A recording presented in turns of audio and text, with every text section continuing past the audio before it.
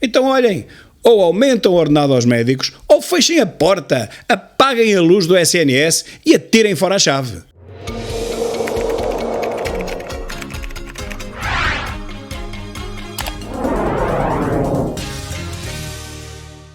Meus caros, mais 2 casos inacreditáveis que acontecem neste país. Um incendiário libertado ateia mais 6 fogos e atenção que isto é a média. A média de cada incendiário é atear 7 a 10 fogos por ano, segundo o que nós podemos apurar de alguns incendiários que o confessaram. Muitos não confessam, mas alguns confessam. Então a média é entre 7 e 10. Um homem de 27 anos, preso em outubro, ficou à solta por ordem do tribunal e voltou a fazer o mesmo. Um pirómano detido pela Polícia Judiciária em outubro do ano passado, mas que foi deixado em liberdade pelo tribunal, voltou a ser preso pelo mesmo crime.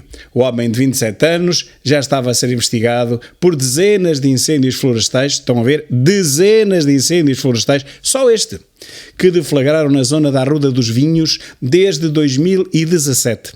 Agora, após mais 6 crimes de fogo de posto naquela zona, mais 6, voltou a ser preso pela Polícia Judiciária e desta vez o juiz de instrução criminal decretou a prisão preventiva.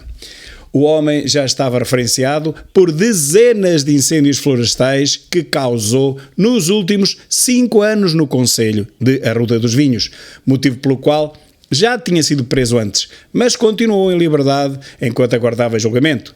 Sem emprego conhecido, ateava aos incêndios devido ao fascínio pelas chamas e às afamas dos bombeiros e viaturas empenhadas no combate. Agora voltou a ser preso e desta vez ficou em prisão preventiva por decisão do Tribunal de Instrução Criminal de Santarém. Mas, meus caros, bem podem construir prisões, porque incendiários em Portugal, pelas minhas contas, há entre 2.000 a 3.000. Não temos hipótese nenhuma, não há prisões para esta gente toda. E enquanto o governo e o maior partido da oposição, enquanto eles continuarem em conluio dizendo que apenas 13% dos incêndios têm mão criminosa, nós não vamos a lado nenhum, porque não são 13, nem 33, nem 83 e nem 93, são entre 98 e 99% os incêndios que têm origem em mão criminosa.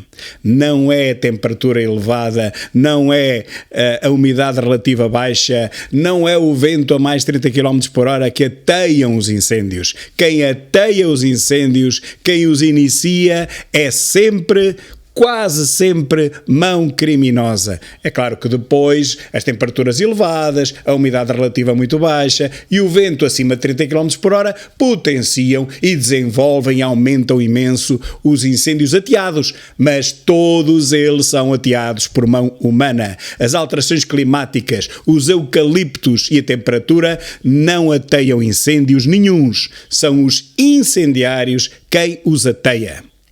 Só esta noite, onde não há temperaturas elevadas, foram ateados 39 fogos em Portugal. Entre as 9 da noite e as 9 da manhã, 39 fogos deflagraram e é óbvio e evidente que de madrugada só podem ter sido ateados por mão humana. Não sei o que impede os governantes e o maior partido da oposição de verificarem que 2 mais 2 são 4. Vão ao focos.pt que está lá tudo. Outra notícia inacreditável. Um homem com convulsões espera 1 hora na rua por uma ambulância. Dezenas de viaturas de emergência estão paradas em Faro por falta de operacionais.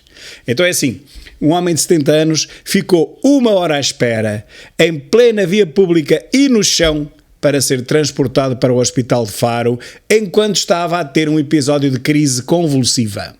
O caso ocorrido na segunda-feira foi esta terça-feira denunciado pelo Sindicato dos Técnicos de Emergência Pré-Hospitalar, que alertou para a carência destes profissionais. A falta de meios humanos leva a que várias dezenas de ambulâncias não estejam operacionais, disse o presidente da estrutura sindical. O alerta foi dado às 18 horas e o doente, de 70 anos, foi assistido prontamente pelo técnico da Mota de Emergência Médica de Faro, na Rua do Portel. No entanto, ao fim de 4 convulsões, o técnico sugeriu ao Centro de Orientação de Doentes Urgentes, que é de CODU, que o transporte fosse feito em carro particular, dado a gravidade da situação. O CODU acabou por enviar uma ambulância passados 55 minutos, que chegou ao local já depois de 1 hora da chamada inicial, detalhou à Lusa Rui Lázaro. A viatura médica de emergência estava ocupada na altura da ocorrência. A viatura? Mas só há uma viatura em Faro? Só há uma VMER em Faro? Claro que não. Tem que haver várias. Simplesmente não há quem as conduza. Não há meios humanos, não há aqui condutores, não há médicos, não há enfermeiros para conduzirem esta viatura, a VMER, até ao local onde estão as pessoas que necessitam urgentemente de ser socorridas. Ou seja, quem quer salvar o SNS tem muito por onde trabalhar. E não basta da boca para fora dizer que quer salvar o SNS.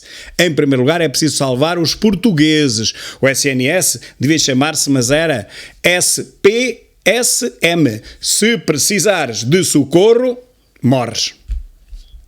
Ontem esteve uma idosa deitada no chão a sangrar 1h30 até que a deixaram morrer. Meus caros, isto parece o Texas nos anos de 1830, 1850, no tempo dos cowboys. Mas não, é Portugal. Só que o atraso civilizacional deste país é equiparado ao Texas em meados do século XIX. E anda-me esta ministra com discursos redondos, esta morte temida, a falar 40 minutos seguidos, não se lhe consegue descortinar ali um conteúdo que se aproveite. É só, vamos lançar, vamos fazer, vamos estudar, vamos pensar. Mas não pensam, não estudam, não fazem nada, não conseguem fazer coisíssima nenhuma e os portugueses continuam a morrer uns atrás dos outros em catadupa por falta de socorro. Já não é por mais nada, é só porque ninguém o socorre. Já não há quem o socorra. Se chegar ao hospital vivo hoje em dia é já quase um milagre. Vejam o que acontece. As VMERs estão paradas, as viaturas estão paradas por falta de quem as conduza, por falta de médicos e de enfermeiros. E os carros ainda não andam sozinhos. E mesmo que um dia cheguem a andar, precisam de um médico e de um enfermeiro também. Portanto, o de que é que está à espera a ministra da morte temida para começar a analisar, para começar a verificar, para começar a trabalhar, para começar a pensar e a contratar? Os concursos ficam vazios, ficam desertos. A nova equipa para a administração do SNS, quando é que vai começar a trabalhar e quando é que toma posse? Em outubro, quando esta crise já tiver passado, porque as pessoas já voltaram de férias? É assim que ela vai resolver o problema? O problema resolve-se da seguinte maneira: deixar morrer quem tiver que morrer, até que em setembro, outubro, já volta toda a gente de férias e, portanto, já estamos a trabalhar normalmente. Pois eu tenho uma má notícia para a doutora Morte Temida. É que se está a pensar assim, está muito mal enganada. Porque realmente as pessoas vão terminar as suas férias em setembro, é verdade. Só que o SNS precisa de mais, pelo menos 2.000 médicos do que aqueles que tem. Ou então precisa de médicos a tempo inteiro, coisa que não tem em número suficiente. Abandonaram o SNS em pouco mais de um ano mais de 1.000 médicos. É impossível trabalhar assim. O SNS precisa de médicos. Faça lá como entender, pague-lhes aquilo que eles quiserem ou então desista, vá-se embora, diga que isto é um problema que não tem solução para si.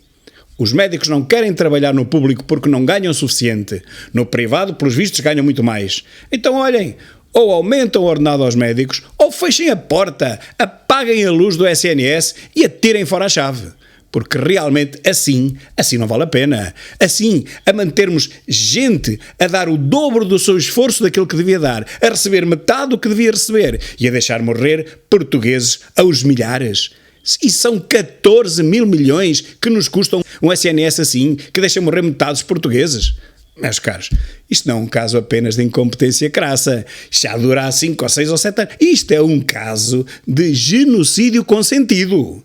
Isto não pode ser num país civilizado em pleno século XXI. Vejam lá se deitam mão a isto ou então se demitem de uma vez por todas, dando lugar a quem consiga e queira trabalhar e realmente queira salvar o SNS para que o SNS possa salvar, isso sim, os portugueses. É que assim, nem salvam o SNS e, sobretudo, não salvam o principal de tudo isto, que são os portugueses. Haja vergonha.